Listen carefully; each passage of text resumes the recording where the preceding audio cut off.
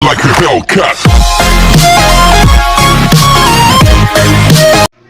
Okay guys, welcome to Tech TV.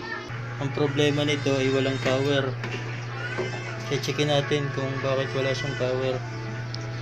So, step by step tayo para mas maganda. Okay. Ang kailangan nating gamit ay para ma-testing natin, ang kailangan natin una ng tester. Yan. Ang gamit natin ay digital tester. Yan. Pwede natin siyang pailawin para kitang-kita natin. So, ano ba yung settings pagka ganitong appliances ang ating checkin? Anong settings ng ating tester? So, marami tayong settings ng tester. Meron tayong ito yung symbols ng DC. Pagka ang susukatin mo ay DC voltage at ito naman ang AC. Pero ngayon guys, ang susukatin natin ay resistance ng ating mga windings ng ating electric fan kung okay, at itong ating cord kung may connection siya dito sa papuntang switch, so ito guys yung ating switch. Yan, ito naman yung ating isang linya papunta ng motor. Yan guys, kung mapapansin ninyo, ito yung ating ito yung brown at saka yung blue. Kung mapapansin nyo, yan yung dulo nitong cord. Yan ang una nating tetesterin kung okay siya. So pag okay siya, ibig sabihin kaya wala tong power ay malamang ay fuse ang sira sa kanya.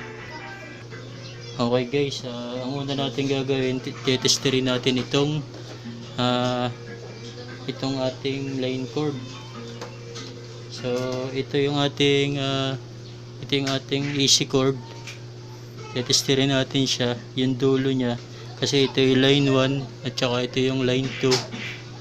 Kung ano man ang gusto mo, kung itong line 1 mo, kung itong line 2. Ang importante dito ay kailangan buo yung linya niya, kasi yung isang linya nito guys papunta ng switch, at yung isang linya papunta ng fuse, at yung fuse naman papunta ng motor. Ibig sabihin guys, kung may problema to, talagang mawawalan siya ng power. So checkin natin siya. Ang kailangan natin guys, i-set lang natin to sa buzzer mode. Pwede rin naman sa diode mode. Kailangan ay pag sa diode mode, kailangan si-zero siya. Yan. Ganun siya, si-zero siya. Yan ang kanyang resistance. Kumbaga kahit 001, okay lang yan, kahit wag lang yung mataas ang resistance niya guys. Pero syempre, ang gamitin natin buzzer mode na lang tayo guys para mas madali. Okay, checkin na natin isa-isa. So isang paa muna tayo, isang paa dito sa isang tester. Yan. Tapos ito yung dulo niya. Ito yung pinutol ko na siya guys. Yan, kung mapapansin niyo, pinutol ko na siya para ma-tester ko ng maayos. So pinutol ko na siya, galing siya rito. Itong wire na to, ito yung isang linya. So hanapin natin kung ito ba yung isang paa na to, kung ito ba yung papunta rito sa brown, at kung ito ba yung sa blue. Okay, gawin na natin, testerin natin. Isang linya, check. Yan guys, nakita nyo guys yung kanyang nagkaroon siya na resistance 1.4 ohms. Ibig sabihin guys, ito yung paa na to, papunta siya rito sa brown na to na linya na nakakabit yung blue na wire, kasi itong blue wire na to, ito yung papunta ng fuse. Okay guys, alam na natin yan. So next step tayo, ito naman kabila. Dito naman tayo sa isang linya. Yan, tumunog siya dito. Lapit mo siya. Yan, tumunog siya dito. Okay, ibig sabihin okay yung connection natin dito. Yan, ito yung yung paa na to ay papunta ng switch, at ito naman paa na to yung papunta ng motor na may fuse. Okay, so ito guys ay no power. Okay yung kanyang cord kasi nakarating dito yung resistance. Kung paano i-bypass ang ating fuse ng electric fan.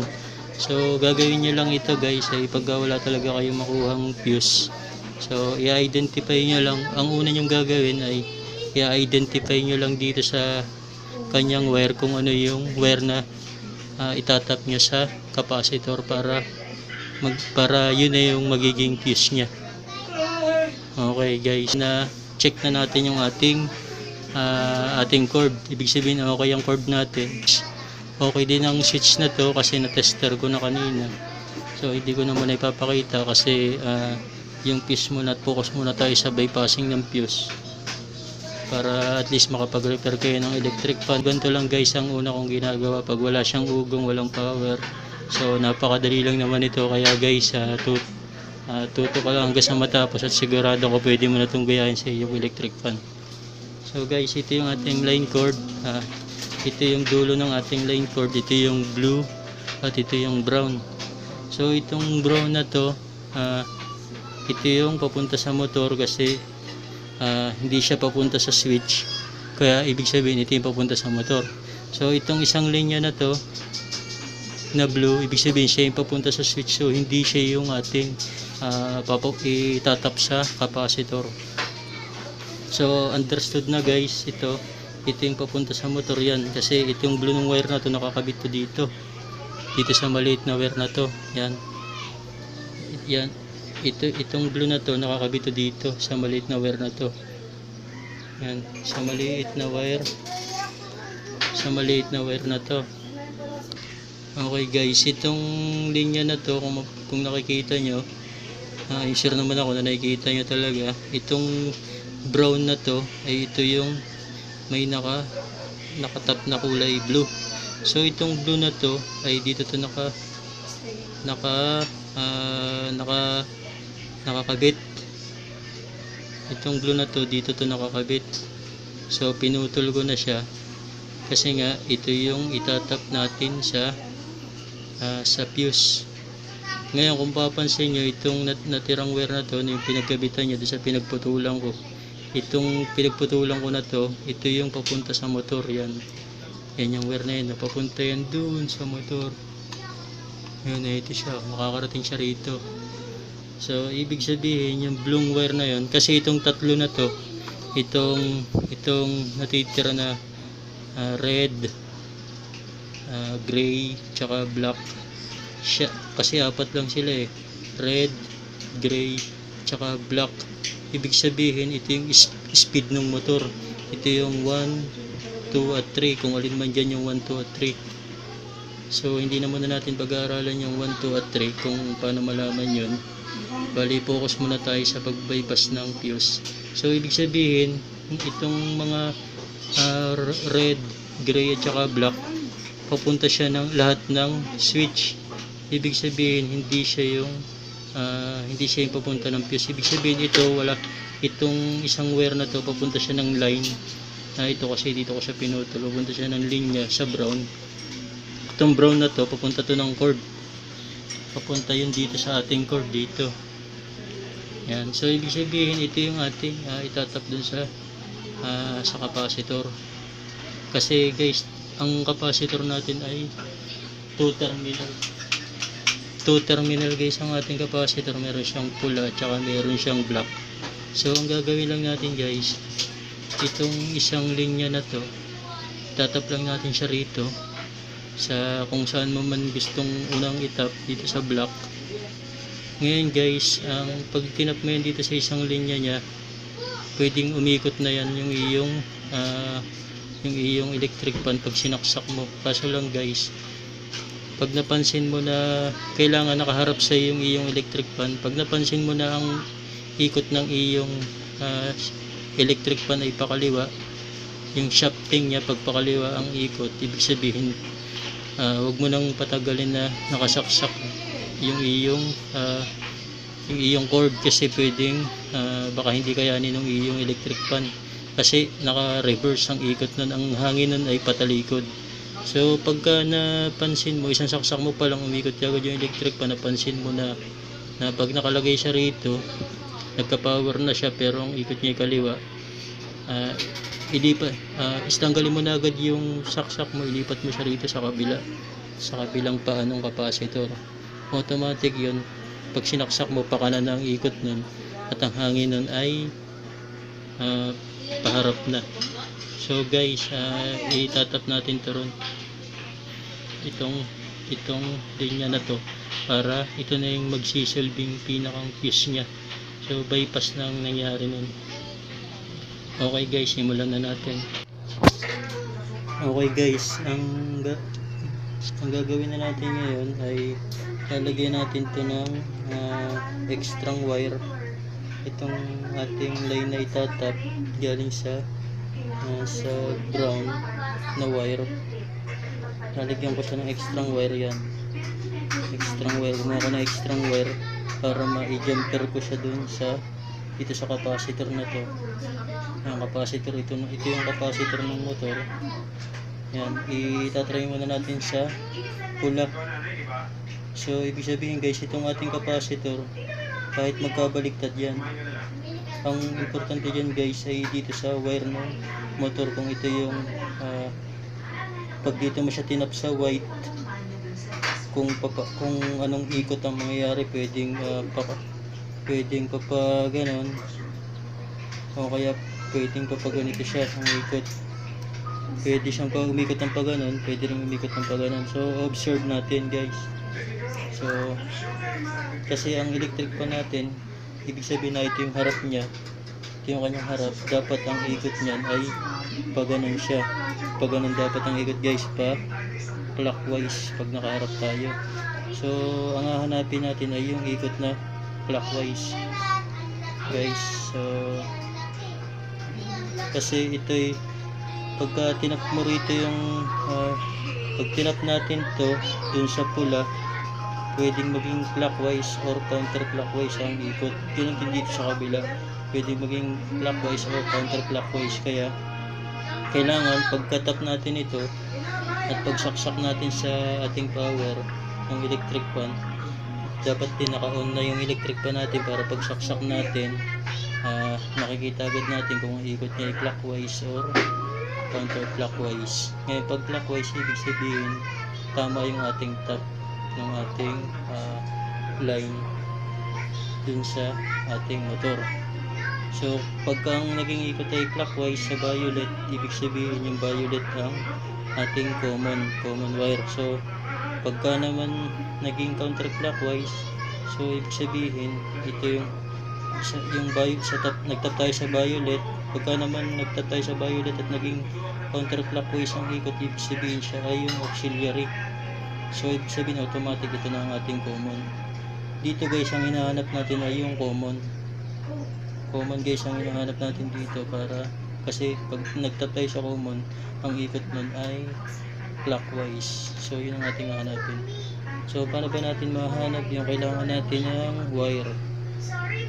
Dudugtungan natin to kasi hindi siya abot. Kailangan na pag-testing nito, sasaksak na muna natin itong ating AC cord. Tapos kailangan naka-switch na yung ating switch, naka number 1 o kaya naka number 2 o kaya naka number 3 na. So guys, ibig sabihin yan, naka-switch na siya. Yan. Tapos nag-tap na tayo ng wire. So itong dulo na to, may live wire na to, meron na tong kuryente. So ididikit-dikit natin siya dito sa ating capacitor. So subukan muna natin idikit sa kulay pula. Dikit muna natin siya guys sa kulay pula kung anong mangyayaring ikot ng ating LC. Yan, didikit siya guys. Yan. Ibig sabihin guys, kung napansin nyo, umikot siya ng counterclockwise kasi pakaliwang ikot niya. So ibig sabihin hindi yun yung hinahanap nating ikot. Ibig sabihin guys, itong ating violet siya yung auxiliary winding siya. So ibig sabihin kung auxiliary winding ang ating violet, ito namang wire na weight natin, ito ibig sabihin yung common.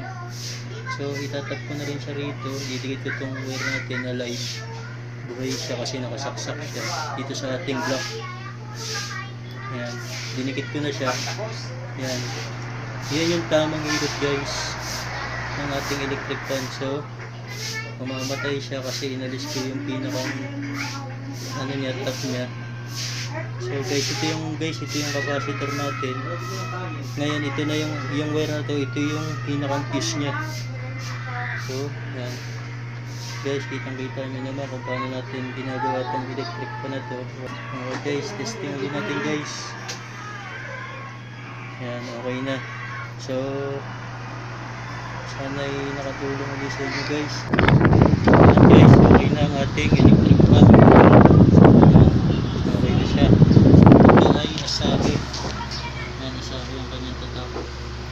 So okay, nakaayos na naman tayo ng isang electric fan. Guys, ang problema nitong electric fan na to ay wala siyang power. So ibig sabihin, pag walang power ang electric fan, madalas yun ay fuse. Pero kailangan i-check nyo muna, kasi ang electric fan na walang power, yun ay walang hugong.